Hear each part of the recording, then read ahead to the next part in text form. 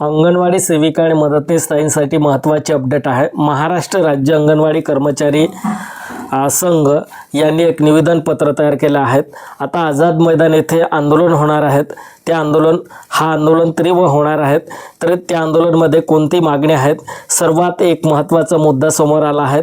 तर 100% यावेळेस जर आंदोलन तीव्र झाला आणि जे संघटनेनी अपेक्षा ठेवली आहे किंवा सेविका मदतनीस ताईंनी ज्यांना रिक्वेस्ट केली आहे की आमच्या मागण्या आहे त्याच्यात तुम्हीही आम्हाला सपोर्ट करा, मदत करा अशी रिक्वेस्ट केली आहे। तर 100% ते लोक जर आले तर 100% सेविका आणि मदतनीस ताईंचा नक्कीच त्या ठिकाणी फायदा होणार आहे।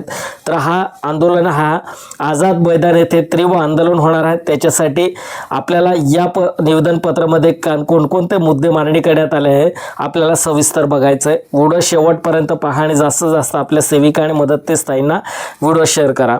महाराष्ट्र राज्य अंगणवाडी कर्मचारी कृती समिती आणि सर्व काही संघटना मिळून आता हे निवेदन पत्र तयार केले आहेत। कोणाला रिक्वेस्ट केली आहे आणि रिक्वेस्ट करून आपल्या आंदोलनामध्ये सहभागी व्हा, आमच्या मागण्या पूर्ण होण्यासाठी तुम्ही सहभागी व्हा असं त्या ठिकाणी निवेदन पत्र त्यांना महिला बाल विकास विभागामध्ये देण्यात आलं आहे। 28/1/2024 ला हे परिपत्रक तयार करण्यात आलं आहे। या निवेदन पत्रामध्ये विषय काय देण्यात आला आहे, विषय महत्त्वाचा आहे। तर बघा, महिला व बालविकास विभाग अंतर्गत काम करणारे जे पदाधिकारी आहे, क्षेत्रीय अधिकारी आहे, अंगणवाडी सेविका मदतनीस यांच्या प्रलंबित मागण्या संदर्भात आंदोलनात सहभागी होण्याबाबत हे निवेदन पत्र आहे। आता हे निवेदन पत्र कोणाला दिले आहेत, जे पदाधिकारी आहे महिला बाल विकास विभागामध्ये जे पदाधिकारी आहे जे काम करत आहेत त्यांना रिक्वेस्ट केली आहे संघटनेने की आमच्या येत्या जो आंदोलन होणार आहे, जो आंदोलन आझाद मैदान येथे होणार आहे, तीव्र आंदोलन होणार आहे, त्या आंदोलनामध्ये सहभागी व्हा असं या पत्रामध्ये म्हटलं आहे। तर आपल्याला पूर्ण बघायचं, आम्ही महाराष्ट्र राज्य अंगणवाडी कर्मचारी संघटनेतर्फे खालीलप्रमाणे निवेदन करीत आहोत। संदर्भ पत्रानुसार महिला व बालविकास विभाग काम करणाऱ्या सर्व अधिकारी, क्षेत्रीय अधिकारी व अंगणवाडी सेविका मदतनीसांच्या प्रलंबित मागण्या संदर्भात आपण सदनशील मार्गाने आंदोलन करण्याचे ठरवले आहे। त्या आंदोलनात सहभागी होण्यासाठी आपण जाहीर आवाहन केले आहे, त्याचे आम्ही स्वागत करीत आहोत। एकात्मिक बालविकास सेवा योजनेचे बजेट वाढवणे, अंगणवाडी कर्मचाऱ्यांना शासकीय कर्मचारी दर्जा देणे, लाभार्थ्यांना खाणे योग्य आहार देणे, योजनाबाह्य काम न देणे इत्यादी मागण्याबाबत आम्ही अनेक दिवसापासून मागणी करत आहे आणि येत्या 38 वर्षापासून चतुर्थ श्रेणीचा दर्जा मिळावा असं म्हणून संघटना असेल, सेविका मदतनीस ताई सर्व मिळून राज्य सरकार आणि केंद्र सरकारकडे मागणी करत आहे। तरी सुद्धा राज्य सरकार आणि केंद्र सरकार त्यांच्याकडनं दुर्लक्ष करत आहे। आता तीव्र आंदोलन होणार आहेत। या परिपत्रकमध्ये म्हटलं आहे की एकूण 4 मुद्दे देण्यात आले। माननीय सर्वोच्च न्यायालय निर्णयानुसार अंगणवाडी कर्मचाऱ्यांना ग्रॅज्युटी लागू करण्यात यावी। तर बघा, ग्रॅज्युटी हे मागच्या जो आंदोलन होतं त्या आंदोलनामध्ये मान्य केलं होतं, परंतु अजूनपर्यंत राज्य सरकारने ग्रॅज्युटी लागू केली नाही। हा मुद्दा एक महत्त्वाचा आहे।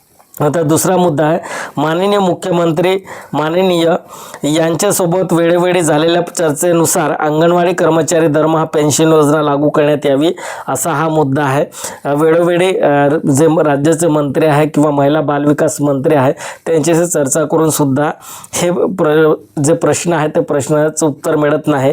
हा मुद्दा सुद्धा त्या ठिकाणी मांडण्यात आला आहे। पोषण ट्रॅकरवरती मिळालेल्या गुणानुसार प्रोत्साहन भत्ता देण्यात यावे।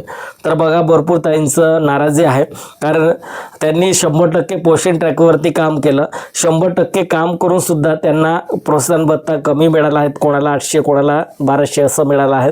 तर का मिळाला याचंही उत्तर मागितलं आहे या निवेदनामध्ये। आणि जेवढं 100% आम्ही काम केलं तर आमचं जे हक्काचं पैसे आहे, आमचं जे मानधन आहे ते पूर्ण आम्हाला प्रोत्साहन भत्ता मिळावा असं या मुद्द्यामध्ये मांडणी करण्यात आले। आणि चौथा मुद्दा हा इम्पॉर्टंट आहे, अंगणवाडी कर्मचाऱ्यांना योजना व्यतिरिक्त काम देऊ नये।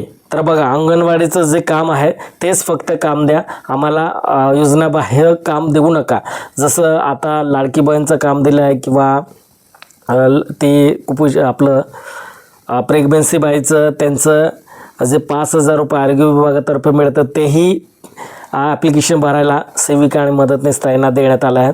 आता जे लाडकी बहीणचं आहे किंवा आपला आता सर्व काही जे पण काम येतं ते अंगणवाडी सेविका यांच्यावर थोपलं जातं. त्याच्यामुळे आता कोणतंही बाह्य काम देऊ नका असं रिक्वेस्ट केले आहे. आणि जे चतुर्थ श्रेणीचं मागणी आहे, कारण ही मागणी महत्त्वाचं आहे, कारण सेविका आणि मदतनीस ताई आजच्या काळामध्ये जेवढं मानधनवर काम करत आहे, आज कुठेहीच हे मानधन पुरेसं नाही. कारण त्यांचं मुलं आहे, त्यांचं घर आहे, त्यांचं जे सर्व काही आपलं लाईफमध्ये जेवढं आपल्या मुलाबाळांचं खर्च, त्यांचं खर्च सर्व पाहिलं तर हे बजेट बसत नाही या मानधनमध्ये. तर राज्य सरकार आणि केंद्र सरकारने नक्कीच विचार करावा. कारण या परिपत्रकमध्ये आता हे म्हटलं आहे 28/1/2024 हे निवेदनपत्र तयार केलं आहे. या निवेदनपत्रामध्ये महिला बालविकास विभागा जे पदाधिकारी आहेत त्यांनाही रिक्वेस्ट केली आहे की आमचं जो मागण्या आहेत त्या मागण्यामध्ये तुम्ही सामील व्हा, आमचं सपोर्ट करा आणि सपोर्ट केल्यानंतर आम्हाला काहीतरी मार्ग निघेल असं अपेक्षा ठेवली आहे. तर नक्कीच आता हे जो आंदोलन होणार आहे आझाद मैदान येथे, तर नक्कीच हा पाहण्यासारखा असेल. आणि जास्तीत जास्त सेविका बघा, जास्तीत जास्त सेविका आणि मदतनीस ताईही सपोर्ट करा. कारण फक्त संघटनाच आंदोलन करू शकतं असं नाही. सर्व तुम्ही जर त्या ठिकाणी एकता दाखवली, एकजुटीने सर्व संघटना असेल, जेवढं अंगणवाडीची संघटना असेल, सर्व एकता दाखवली आणि त्या ठिकाणी सर्व एक हे सेविका मदतनीस घरी न राहता ज्यांना प्रॉब्लेम असेल ते घरी राहू शकता, ज्यांना प्रॉब्लेम नसेल ते नक्कीच आझाद मैदान येथे जा. त्या ठिकाणी आपली जी मागणी आहे ती मागणी तीव्र करा, तेव्हाच नक्कीच राज्य सरकार आणि केंद्र सरकार विचार करेल. आणि या मुद्द्याचं आपल्याला न्यायालयानुसार हे सर्व जे आपल्याला ग्रॅज्युटी लागू केली होती ते ग्रॅज्युटीसुद्धा आत्तापर्यंत म्हणजे अंमलात आणली नाही, अंमलबजावणी झाली नाही. तर का झालं नाही हे प्रश्नसुद्धा तुम्ही त्या ठिकाणी मांडणी करा. नेक्स्ट व्हिडिओमध्ये आणखी आपल्याला चांगली माहिती बघायचं आहे. एक निवेदनपत्र आहे, ते निवेदनपत्र अंगणवाडीचंच आहे, त्याच्यात आणखी काय सविस्तर मुद्दे देण्यात आले आहेत ते आपल्याला डिटेलमध्ये बघायचं आहे. तो व्हिडिओ जर तुम्हाला बघायचा असेल तर चॅनलला सबस्क्राईब करून घ्या आणि बेल आयकॉन प्रेस करा, म्हणजे तुम्हाला तो व्हिडिओसुद्धा दिसेल. आणि एक शेवटचं एक जाहिरात आली आहे. इंडियन पोस्ट ऑफिसची भरती निघाली आहे. 3553 जागा निघाल्या आहेत महाराष्ट्रामध्ये. प्रत्येक जिल्ह्यामध्ये 70+ वॅकन्सी आहे. कोणत्या कॅटेगरीचं किती आहे आणि कसं ऑनलाईन ॲप्लिकेशन अप्लाय करायचं तेही मी ऑलरेडी व्हिडिओ अपलोड केला आहे चॅनलवरती. तो व्हिडिओ बघा आणि ज्यांना खरोखरच जॉबची आवश्यकता असेल तर त्या ठिकाणी अप्लाय करू शकतात. त्या ठिकाणी एक्झाम होत नाही, फक्त जे आपलं 10 पास आहे आपण त्याच्यावर जे मार्क आहे ते कॅल्क्युलेशन करून मेरिट लावले जाते. मेरिट लावल्यानंतर आपलं जर सिलेक्शन झालं तर आपलं डायरेक्ट त्या ठिकाणी परमनंट आपल्याला नोकरी मिळते. धन्यवाद.